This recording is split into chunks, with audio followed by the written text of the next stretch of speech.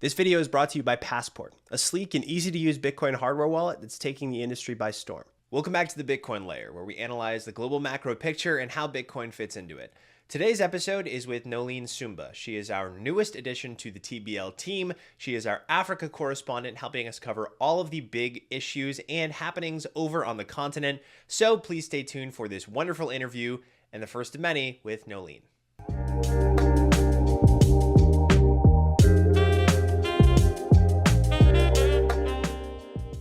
Hello, everybody. Welcome to the Bitcoin Layer, block height 780637. My name is Noelyne Sumba, and today I have a very special guest with me, Meron Estefanos.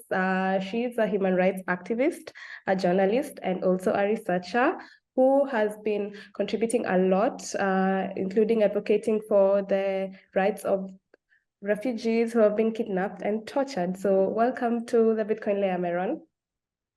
Thank you for having me. Okay, thank you.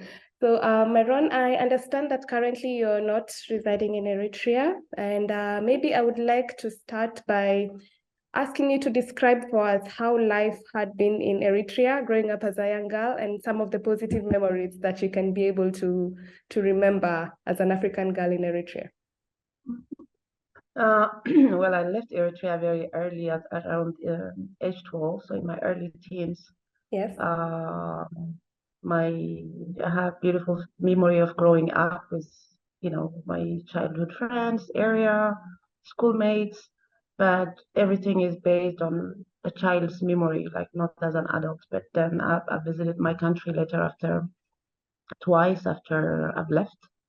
Once was, so when I left Eritrea did not exist. So we were part of Ethiopia, and so there was no Eritrea. Yeah. Oh, yes.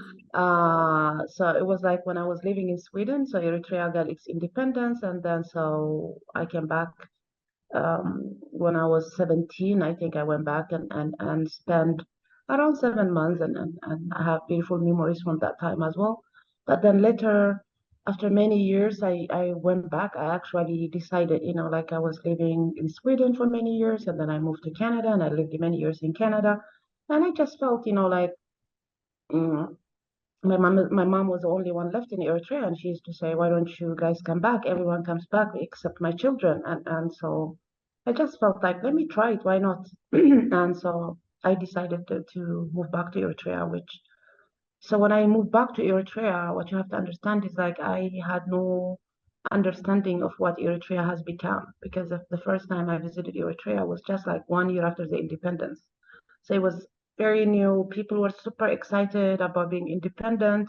So it was all beautiful, nothing else, even though there were signs that we were heading to dictatorship. But people were too excited because we fought for 30 years to gain our independence. And we paid over 150,000 lives. So every house you go in Eritrea, I don't know any Eritrean that hasn't lost a cousin, a brother, or 5, 6 brothers, or a father, an uncle. So in every house, it's like that. So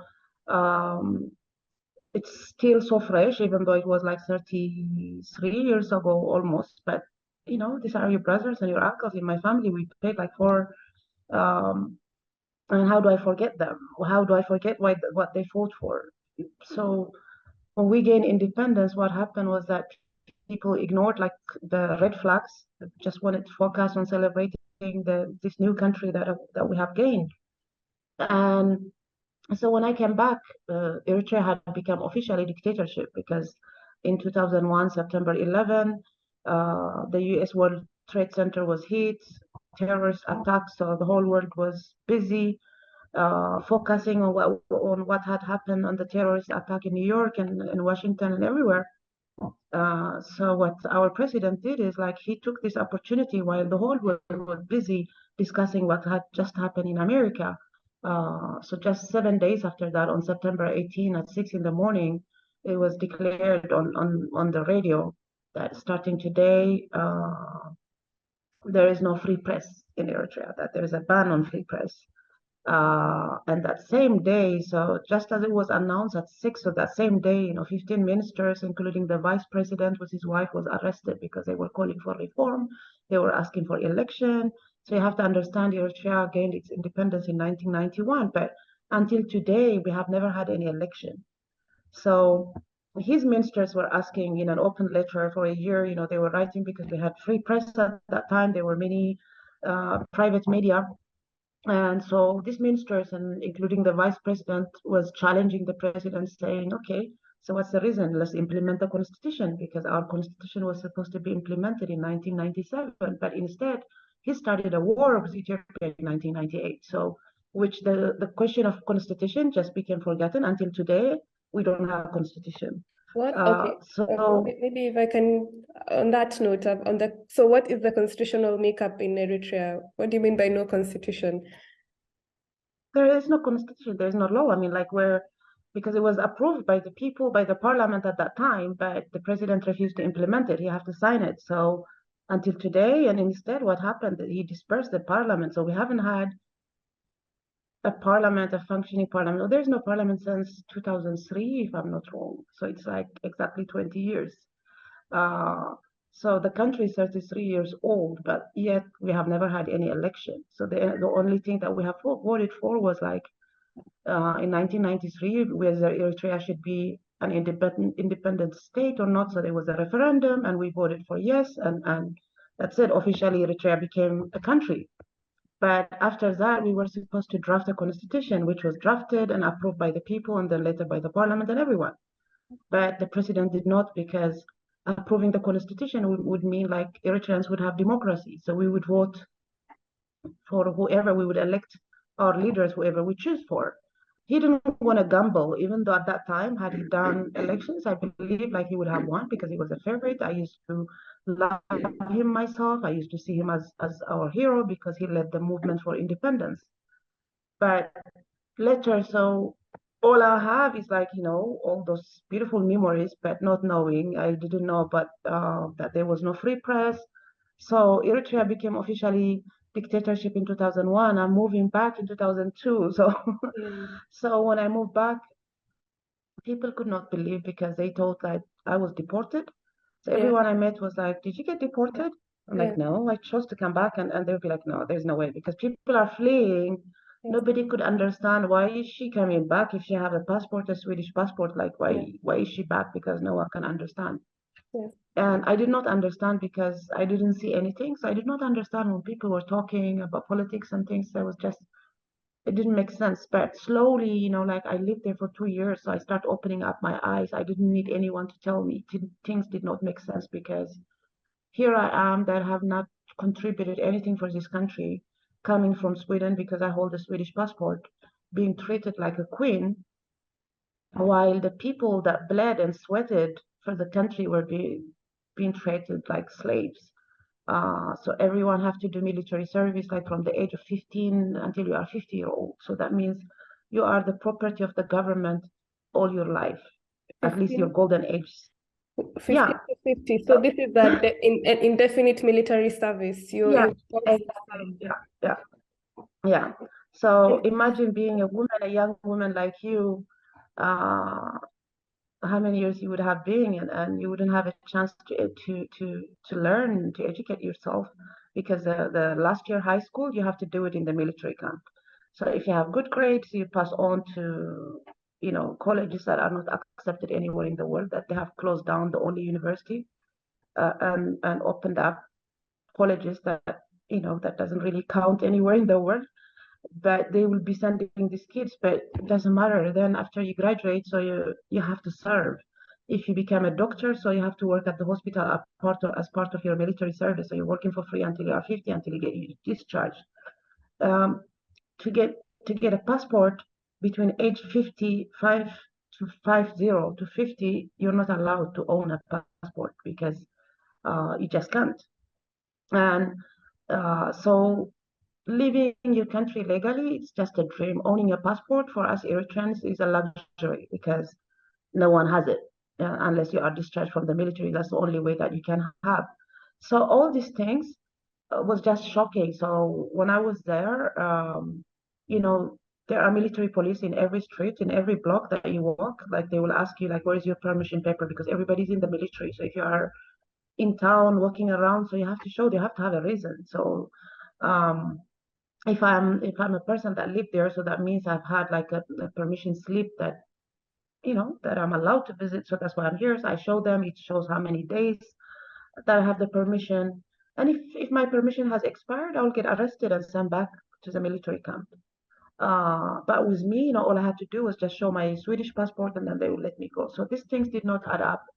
And then seeing, our neighbor getting arrested, and me asking what did he do, because we were kids, he was a teacher, someone that we respected in the whole area, and someone who used to tell us, go, stop playing, go study, someone that we highly respected, and then they come at night and take him, and there is no question asked. So I kept asking, what did he do? And all the advice that I kept getting from all our neighbors, including my family, was like, stop asking. Why do you care? He must have done something.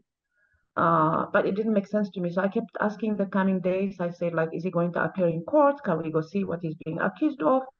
And people are just telling me, like, stop. I mean, it doesn't work like that. Just you're going to get yourself in trouble. So the fact that nobody cared was like really scary for me, that asking was a crime. Seeing people, everyone advising you, stop asking, that was like shocking to me. How is it possible that people that you have known all your life and then he disappears and you're not even asking, you don't even bother?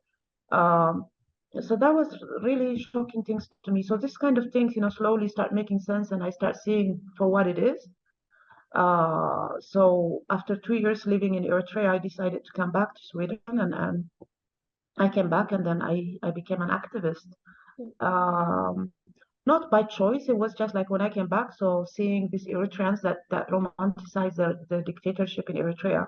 So the diaspora at that time was like majority was pro government, Eritrean government, and so when I kept telling them what I've seen in the past 2 years that I've lived there, people would start calling me, oh, you're a traitor, or things like that. Yeah. So they start pushing you away. They don't want to be your friends anymore because you are enemy of Eritrea. If you criticize the government, it means you criticize the people, the country. They take it as an insult. They cannot separate country and government are two different entities. Um, so slowly, I start looking for like-minded people online, and then a little at a time, we start getting organized and meeting in person, and so that's how my activism started. And from my activism, because I joined this organization. There was a youth organization called, still exists, Eritrean Movement for Democracy and Human Rights. It was Eritrean university students in South Africa. They were there to do their masters and PhDs. But when Eritrea became dictatorship, so they decided not to go back, and the government recalled their passports. Had even tried to take their transcripts, school transcripts. The South African government refused because they had made a deal with the Eritrean government. Um, so it was a battle. Anyway, so those youth, they inspired me because they were the first youth group that were openly opposing, and I found that inspiring. So I contacted them and became their member, and that's how I joined this group. And then that group happened to have a radio that was broadcasting into Eritrea via shortwave, the first radio that I know of broadcasting into Eritrea. So I decided to join the group, and then slowly they convinced me to join the radio group and into doing my own programs. And from there, so I did my program with them, and after that, I just slowly, I started covering programs once a week, and then it became like 3 times a week, 5 days a week, and then at last I became like the only person running the radio. The first 3 years, I focused on covering political human rights issues, but then I did not feel I was doing much because I felt like my people are too far away. I'm in Sweden, they are in Eritrea. What can I do? Am I even reaching them? Because at that time we didn't even know like if people heard our radio because there was no feedback coming. So we're broadcasting every night, but you don't really know if you're being heard. Like some people will tell you 2 years later, oh yeah, when I was in Eritrea, I used to listen to you, but you don't really get like a direct feedback. Um, so I was a bit frustrated. And then I just felt, if I'm opposing and I've become an activist to help my people, and I don't feel that I'm reaching them, so I start focusing on Eritreans that were outside. So I said it's all the same because it's about helping people. So my focus shifted on Eritrean refugees that were suffering because of the dictatorship. Eritrea is um, the mass refugee producing country on earth per capita, because for population we're probably like 4 million or less, and then you have had like half of the population in exile because of the dictatorship. So um, as young as 7-year-old children are choosing, they think like the only thing for them is they know their future. They're so realistic that they think like at 7 they already start planning on where to escape. And so this was shocking to me as a person who grew up uh, in Sweden, living in democracy, and also as a mother. It was just something I could not accept. So that's it, so I start focusing on refugees, which felt, they didn't have a voice in all this situation because people are fleeing en masse, and a lot of things start happening to these refugees. Some of them will get kidnapped at the border. Some of them will get, you know, you have to understand there is a shoot to kill policy in Eritrea. So your chances are like 50% that you can get shot at while fleeing.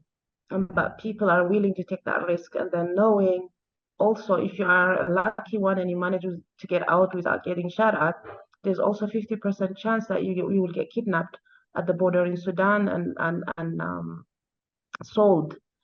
So people know, but still people take a risky journey knowing this, but they just feel like I'd rather die while trying than just suffocated under the dictatorship and have no life and become the property of the government, tell me when to sleep, when to eat, when to not to pray or not to think. People get assassinated for thinking to flee, let alone for being caught fleeing. So it was just awful for me receiving phone calls from these refugees when I start covering them. Uh, Refugees that were in detention for many, many years in Libya start calling me. This is like 2008 already, and they would just say they're suffering and how they were being mistreated because of their color and because of their religion. Maybe they're not Muslim, so that will add up to the torture and suffering and neglect. I've heard you talk about censorship and free press and the refugees movement. So maybe if you could maybe explain to us the struggles that refugees have to undergo by the time they're deciding that they're going to be seeking asylum. What are the difficulties they encounter, for example, trying to migrate either to Yemen or Europe? Yeah, so often it's like for Eritrean refugees, it's the only door out is like to Ethiopia Yes, or to Sudan. yes. Very few, because we are neighbors by sea. We are neighbors with Saudi Arabia and Yemen, so some just swim towards the Yemeni side and ask asylum in Yemen as well. Even though we know that the war in Yemen and the starvation in Yemen has been going on for over 10 years. But Eritreans, because of when you are in the military, so you don't really own a cell phone or anything, so there you are deprived of information intentionally, because to have your own SIM card, you have to be discharged from the military. So often, if young people have SIM cards, it's because their parents took out a SIM card for them, but it's not legal for them to carry it because we have told them. Um, so a lot of people, whenever I meet, I talk to refugees that just crossed to Yemen, I'll be like, why would you go to Yemen when you know Yemenis are fleeing themselves? Yeah. And they'll be like, I didn't know, but it has been going on for 10 years. But they've never listened to radio or follow any news on what's going on. So it becomes, yeah. So for us, for a country that did not have free press, so our exile radio became, the alternative news for the people inside, because we were giving them what the government doesn't broadcast. So I can give you an example. When the Arab Spring was happening, the state TV and the state radios, they were not talking about what was going on in the Arab world. Instead, Yeah, they were I'm so reporting about. surprised. Yeah, I'm so surprised because even me in Kenya, it's very difficult for me to get such information. There is no such information on whatever is happening in Eritrea, and Yeah, it's quite shocking. yeah, exactly. So that was just And then, when I contact like Swedish journalists and I would say like, can you cover the Eritrean refugees, the suffering of Eritrean refugees? And then they would say, oh, but it have no connection to Sweden. And I'm like, but it's news. Like we talk about Syria 24 hours. This is the conflict in Syria and other countries. So why not in my country? Why should you just tell me like, oh, but we covered Eritrea last year? Why does it have to be like once a year when the things are happening on a daily basis? It's continuous. People are getting kidnapped on a daily basis. Children were getting kidnapped and everything. And once these people get kidnapped, then they are sold. Like when I first started, it was, talking to this guy just said, oh, there is this person and my brother is kidnapped and I'm being asked for $20,000. So that did not make sense to me. I was like, what are you talking about? Like I thought he was joking. But then he's explaining to me, no, but like, my brother really got kidnapped in Sudan and he's now sold to the Egyptians and they're being held hostages like together with 28 others. So it just didn't add up and I decided to call these people. At first, like the first 20 hours or 24 hours, I decided, no, it's fake. I'm not calling. But my conscience wouldn't allow me. Like when I was sleeping at night, I was like, what if it's true? And I decided to ignore their suffering. So I woke up at 6. I did not even use like I normally call using my computer like online, but like I just because my mind was so disturbed and so I decided to call them using my direct line. And I was shocked when I heard them crying and when they told me the stories how ever since they've been kidnapped, so they're getting tortured 24 hours, burned, raped, gang raped by the traffickers, and also they would force them to rape each other as just to humiliate them. If there is a father with his daughter, they would gang rape her, 5, 6 of them in front of him, just to humiliate him. So the kidnappers are very sadistic. It's not only about money, but it's also about dehumanizing the darker skin. Even though they're Egyptians, they're Africans themselves, but they don't see themselves. I mean, the kidnappers don't see themselves as Egyptians. And when I went actually Yeah. the traffickers, I was like, Mm-hmm. how can you do this to other people like that? Like how can you do to a human being like you? And his response was like, but these are not, these are Africans. We don't see them as humans. For us, they're like cattle.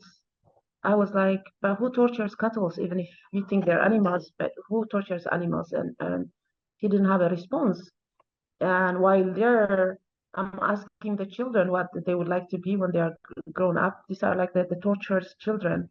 And then the kids are like, oh, when I grow up, I'm going to get me 10, 15 Africans and torture them and become a millionaire.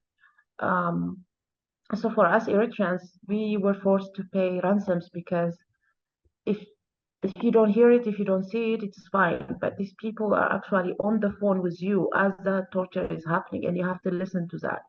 So if it's your brother, your sister, your child, your mom and dad, or whoever you love is being tortured, and you are forced to listen to them 24 hours, you just want to end the suffering. You just want to end the phone calls Yes. that keep coming. So what families do is they're forced to collect money. They put themselves like just in the first 5 years alone, we Eritreans paid almost $1 billion What?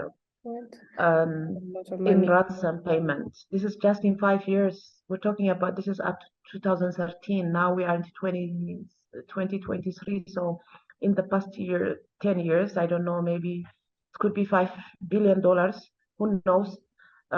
Because the kidnapping has increased and people are not getting released. So the ransom is like like you just paid for someone and then um, they will say, okay, we will free them tomorrow. And then another trafficker will say, no, but I bought them, so I don't care if they have paid or not. So you owe me $10,000. You have to pay me.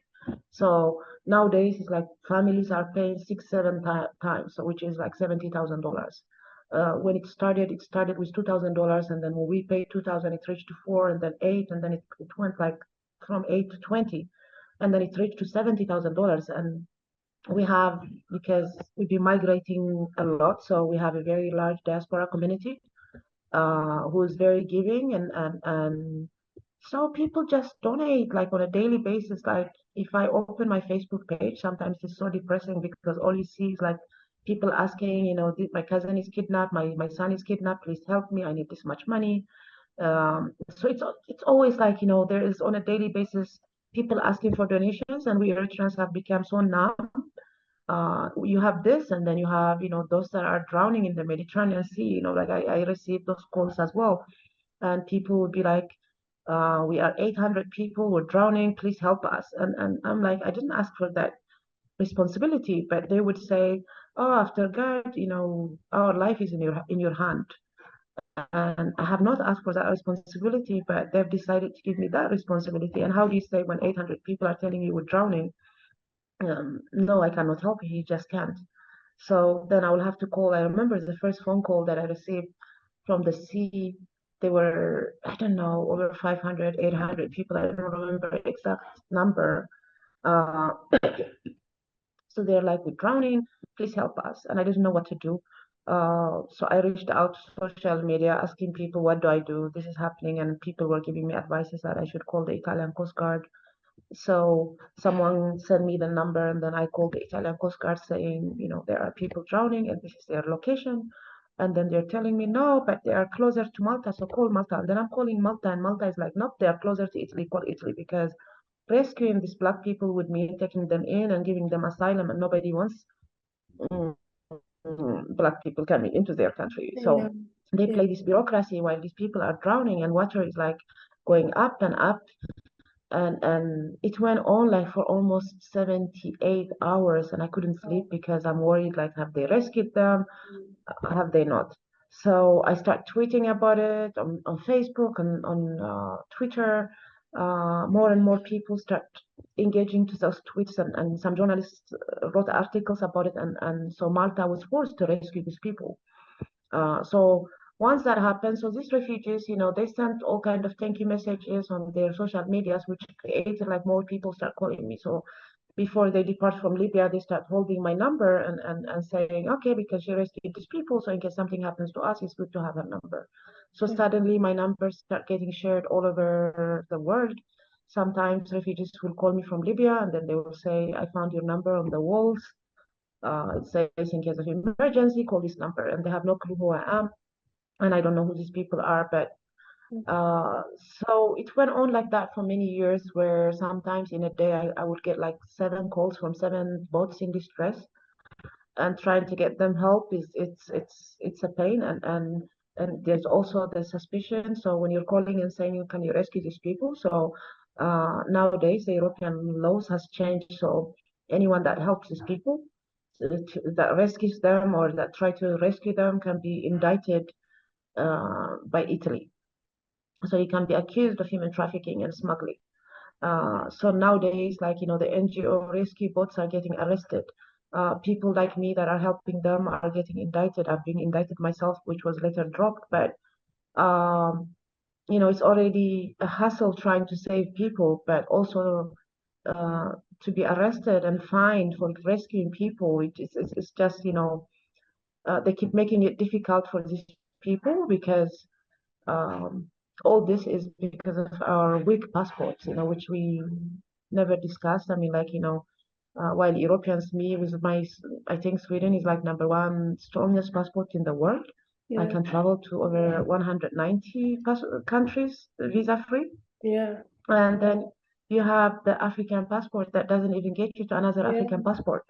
Into another African country. Try to go from Kenya to Morocco, you're gonna need a visa. Try to go to South Africa, it would be like very difficult, because we lower ourselves and having this, and because we're not asking the same thing back. So we have to resort to these risky journeys where we have to put ourselves, like, you have to understand, a woman that try to cross from Sudan to Italy will get raped at least 3 times.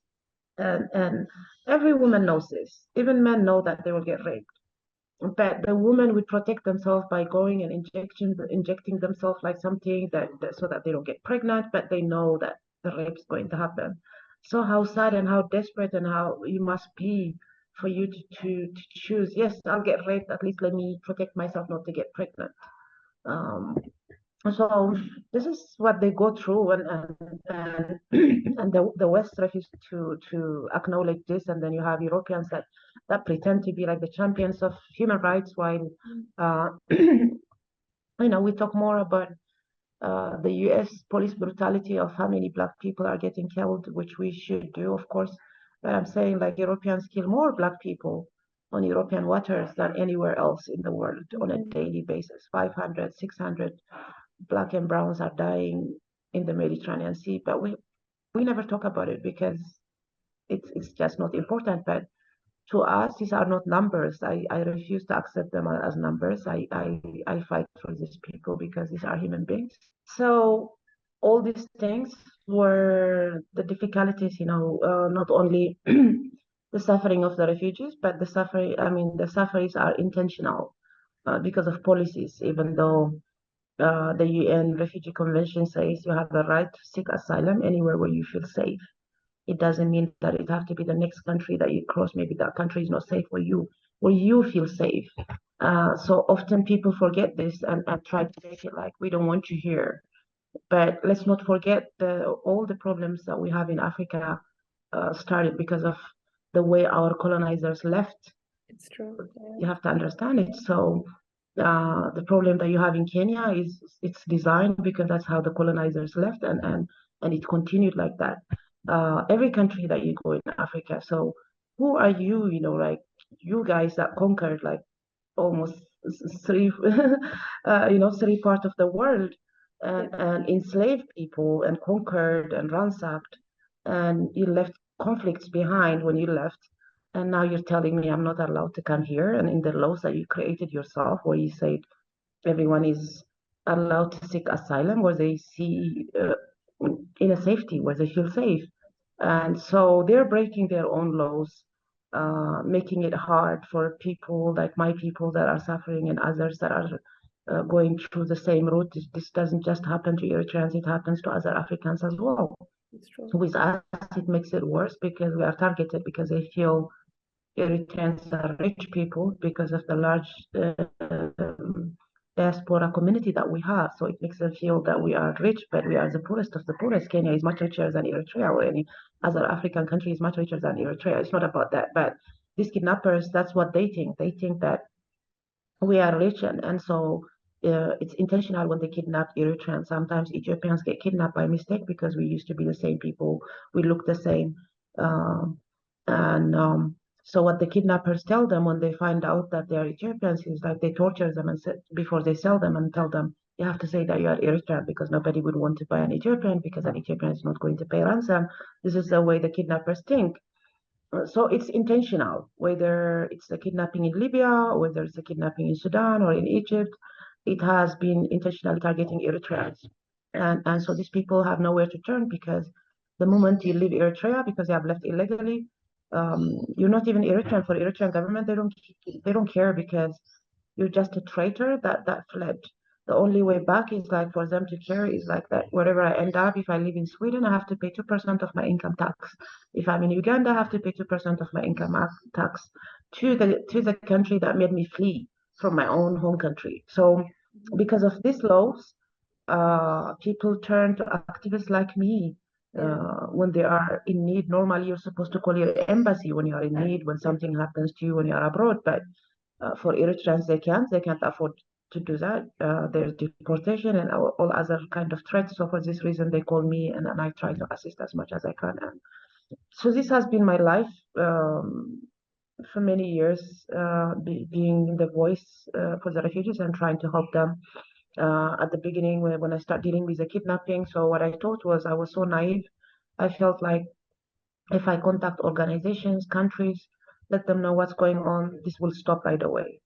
So I felt this is happening because the world doesn't know. And so I wrote an email to my representatives in Sweden, to organizations like Amnesty, Human Rights Watch, and others, uh, begging, this is what's going on. Can you talk about this? Can we do something about this issue? But no response, and it went on like this for 3 weeks. But after 3 weeks, 5 of the people that I've interviewed had died already because of torture and starvation that was happening. So I just could not continue accepting that these people are dying on a daily basis and there is no one responsible, and you pay or you die. Even though we know paying ransom is bad, it can increase and it can motivate the kidnappers to do such things more. But at the same time, what options are you left with? Because your options are you pay or you die. How do you say to your loved one, sorry, I cannot pay because I don't want to encourage this trafficker? So you pay. So for my sake, after 5 people died, I just felt like I have to do something. I'm not just going to. So I start raising funds to pay ransom for these refugees using my radio, my social media accounts, and or people will call me themselves and say, the person that you just interviewed, I heard this person on your radio program, and I want to help that person. How do I send money to that person? Yes. So it started like this, not me asking directly, like, let's do this. It was more for my listeners kind of put me in that position. And I felt like because I wanted to help these people, so it was okay by me. And so after one ransom, there was some money left. We were supposed to, that money was just like, because from the first group, it was a group of 29. There was only one female, 18-year-old, all the others were male. So it was really bad for her because she was getting gang raped on a daily basis and getting beat up on a daily basis like them. So even the male hostages were begging me, saying, please save her. Like, you don't have to save all of us. We know it's a lot of money, but at least try to save her. And so I decided, like, I have to save her. And this is how it started. After I paid for her, there was some money left, and then there was other groups that have heard about me in another place where they were being held hostages as well. And then I paid, like, there were 4 or 5 girls there, so one by one I paid for these 5 girls, and later it just continued. I would say, like, this is the last time I paid. But you are met with a situation where you meet a mother kidnapped with her baby, or a pregnant woman, she's kidnapped, and they're telling her, if you give birth here, the ransom will be double because you're paying for 2 people. So she's begging you, saying, please help me before I give birth, because my ransom is 40,000 right now, but it will be 80 if I give birth in a month or in two. And imagine a pregnant woman who's like shackled like slaves, 20 people in one chain, shackled to each other, and a person dies, and these people will refuse to remove the dead body because they want to scare you off, and so you are tied to a person for 4 or 5 days until it smells so bad, it's rotten, and then they might take it out. But these are the things that happens on a daily basis, and I refuse to just accept it. And I say, who cares what other people say about paying ransoms? But at least Yeah. I'm not, until someone else steps up or government steps Yes. up and do something about it. Like, we will keep paying, and that's how it continued. And the more I paid for one, and others start having my number, so it became for years that my number is like nonstop ringing and ringing from hostages, or Yes. people that are about to be deported, or some people that need ransom money.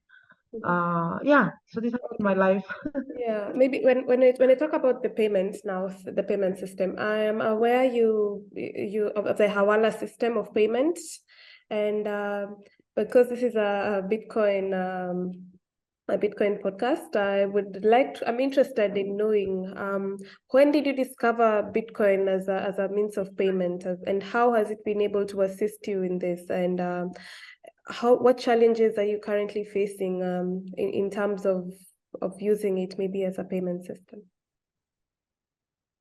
So, as I said, because I've been dealing with ransom payments for many years, our most difficult part was not like raising money. Yes. Like, Eritreans, like, I'll surprise you, like, you're asking for 40,000 to save someone. Within 24 hours, you have 120,000.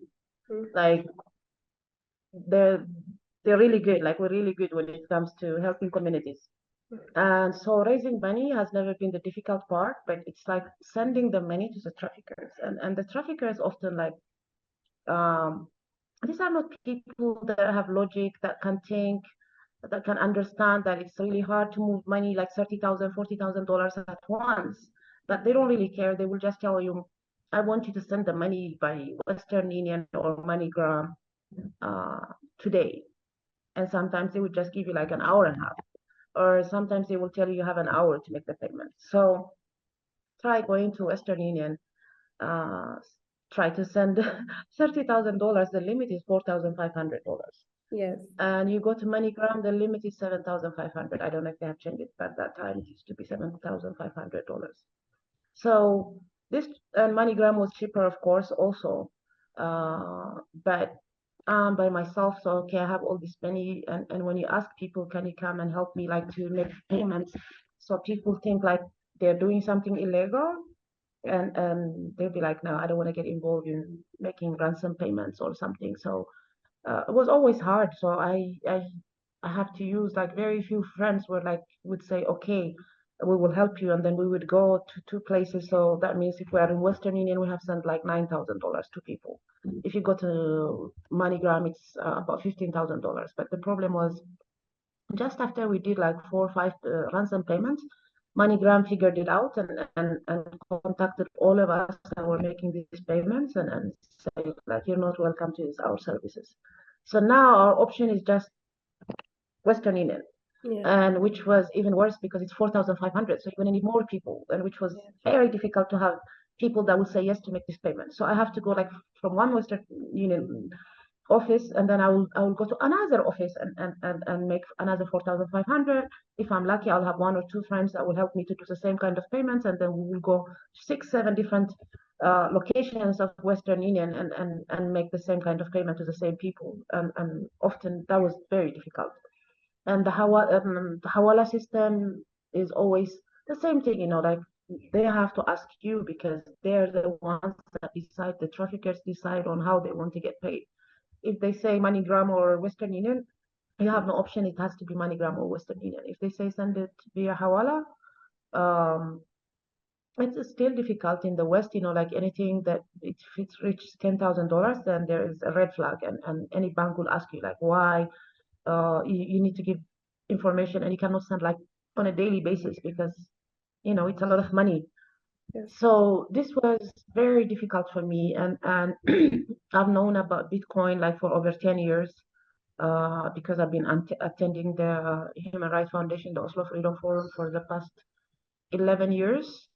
And Alex Gladstein has always talked about blockchain technology for many years, and he would have side events at the Oslo Freedom Forum, like discussing, just for us activists to learn about blockchain and how it can help us. So, I never paid attention. I've attended all these workshops many times, but it never made sense to me because I didn't connect it on how helpful it can be until about 4 years ago. I think like HRF sent an invite to all us activists if we want to attend like an online Bitcoin workshop designed for activists. And this time I just felt like, yeah, why not? Let me give it a try again. And so I went, and this time it was really like the first time it made sense because the people that were there, they were giving different examples. So the Venezuelans were explaining like why they started using in Venezuela and how did it help them like fighting the dictatorship, because the dictatorship was basically made their money Debased. their money was not worth anything. Yeah. They devalued their money. Devalued the So it just became like people start storing their money in goods, and then goods became like very difficult for people to even find because they were worth like dollars. And so the government figured it out, and they start forbidding like these goods as well to buy like en masse. And so this young person that was telling us the story is like one of the first people that started mining in Venezuela, and so others start using Bitcoin slowly, and then it became like their unofficial money. Like majority of the people, they start holding their money in Bitcoin, and so that example was just like wow, and then hearing different people, and then having also the people behind Moon Wallet, the people behind Blue Wallet were also there describing what their wallets does, the Lightning technology and everything. So this time, I attended like it was a 2-part workshop. I attended both, and just after attending the second one, I've already decided that I'm going to use Bitcoin. So and at that time, I have like ideal, as an activist, as much as I have people that support me, and I have many that consider me their enemies. That it can be governments, because I'm talking about the injustices that they do against refugees, and how this trafficking is also involved with government officials, because these traffickers and smugglers wouldn't do the things that they're doing if they didn't have protection from someone higher up. So for this kind of things, and for my reporting, radio reporting, many African governments consider me their enemies, and often just wiretap my phone. I think like they check on who is contacting this number and who's receiving a phone call from this number. So for this reason, it has happened. People before, refugees that were in touch with me in Ethiopia because of my reporting, over 200 or 219 refugees got arrested, and these are people that were in touch with me throughout the years. And so how they found them was tracking through their phone number, because they were contacting me or I was contacting them. And so it has always been difficult for me even to send back home to Eritrea money, because if I send via Hawala, my name is registered. Yes. If I send via Western Union or banking, my name is still registered, like the person, they would know like they're receiving money from me. Yes. So I would be putting these people in danger. So I normally used to ask others to send money on my behalf, which was difficult. And then it's like, when you know how to send money, like, why do you need other people? But that was my case. So all this suddenly just made sense to me, that I should actually start using Bitcoin. So at that time, I had researchers working for me in Ethiopia, and so what I did was like, the same workshop that was given to me, I just gave it to them, and showed them how they can receive, how they can convert it in Paxful and everything, and that was great. So that's how it all started, and from there, it just became like, I decided I saw it as an opportunity for my people to make our life easier for the payment, but also like in fighting the dictatorship, which they devalued our money like about 4 or 5 years ago, and Wow. so it had no meaning. So, And so when I'm looking at, I'm glad that you've given us a perfect example on how Bitcoin can be censorship resistant. So, in your opinion, what do you think a technology like Bitcoin can be able to assist people who are in oppressive regimes or undergoing human rights violations? And you're also a speaker at the African Bitcoin conference. I attended, and I saw you there, and I saw how it brought so many stakeholders who are like interested and everybody working towards a vision of not just using Bitcoin in the human rights crisis, but right now you can actually even go to the source and empower people. So do you see Bitcoin being at the forefront of that? If it can be able to work on the money, can you be able to achieve that for Africa? of course, I see. I mean, like the reason that I'm pro with Bitcoin, or the reason that I love Bitcoin about it, is like I see it as a solution for Africa, because so when you have, for example, in the refugees context, I have to remind you, when you escape your country, you're escaping with no clothes on. It's not like there is no preparation, there is nothing. You're just fleeing. You don't have your ID or anything. Even if you have ID and you seek asylum in Ethiopia, so your ID is taken away from you at the refugee camp, so you are ID-less. So for these people to receive money, it would mean like the only way they can receive is like via Hawala. And Hawala takes money. They take about 10% of your, but it's not always the Hawala guy, he might tell you they will receive the money today, but it often happens that they might receive it next week, or sometimes it can even go a month, where you're like back and forth with the Hawala guy. You're like reminding him, but I gave you this much money. How come they didn't receive it? So it's not, it doesn't always work smoothly. Of course, it has helped us for many, many years, like for generations. I can but imagine. At the same time, like I can imagine it. At the same time, it doesn't arrive on time. It's like they promise you, but it's not up to him. It's up to the person that's in that other country. He might not have cash on him. He might, whatever the reason is. So it's always difficult. So for this reason, for me, like I just saw Bitcoin, like not only for refugees who don't have ID, but majority of Africans are like, they don't have digital IDs, or IDs they cannot operate anywhere. And majority of Africans don't have bank accounts. So when you're trying to send to someone, money is like often you will find like of 10 people, maybe one person have, I mean, every time I visit, at least that has been my experience of 10 people that I ask, maybe not one would have, while 9 would tell me, no, I don't use bank because I don't have that kind of payments coming. So I didn't see. And also the banks costs a lot. I mean, like, I've opened a bank account in in Africa, and it was crazy, like the Lots of amount that paperwork. they keep taking. Yeah, I'm like, why have they done? I mean, like I understand, like in Sweden, I would pay like $2 a month, like for the banking fee for the services that they are giving me for all the services. But here it's like when I receive a banking fee, and you're like, but I paid like for the transfer fee, so am I missing something? So there is this unexplained fees that they keep taking from your account. So I've learned like not to leave any money in your African account because it just disappears on a monthly basis. They would just take for different reasons. So I see Bitcoin as a solution for Africa into fighting dictatorship for transparency reasons. With Bitcoin, you know, where things have been, everything is recorded. It can't go wrong. I love that how transparent it is. And I love how you don't have to have an ID or anything. It's just right on your phone. You can access it. And nowadays, you know, thanks to the newest technologies, you don't even need a smartphone.